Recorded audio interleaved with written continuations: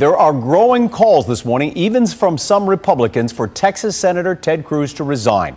He led the objections to certifying President-elect Joe Biden's win, made a speech, and then the riots started. ABC 13 digital producer Brittany Wilmore in the newsroom with reaction to what Cruz did. Brittany?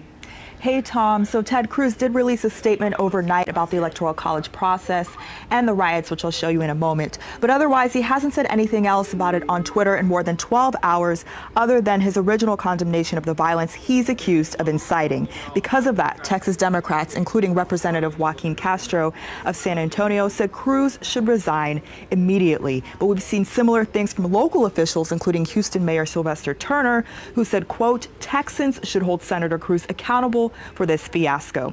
Cruz led GOP lawmakers' objection to certifying Arizona's electoral votes for President-elect Joe Biden. But the Texas senator is being blamed by some for inciting those riots and violence at the U.S. Capitol yesterday. He spoke moments before the riots. I want to speak to the Republicans who are considering voting against these objections. I understand your concerns, but I urge you to pause and think.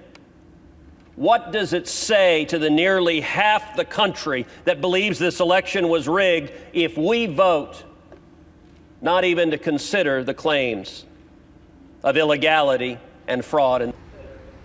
The claims cited by the group of Republican lawmakers objecting have been unsubstantiated. The Texas Democratic Party chair released a statement saying in part that Cruz's actions have undermined our democracy, inspired treasonous, seditious acts, and brought shame to Texas. And we finally heard from Cruz just before 2 a.m. this morning, and he said in a statement in part, the attack at the Capitol was a despicable act of terrorism and a shocking assault on our democratic system. The Department of Justice should vigorously prosecute everyone who was involved in these brazen acts of violence. ABC 13's Tom Abrams had also reached out to Cruz's spokespeople yesterday to ask if he'd be objecting to anything else, but at last check we hadn't heard back, and at this point Biden's win has been certified. You can read the entire statement from Ted Cruz and the Texas Democratic Party now on abc13.com and our app.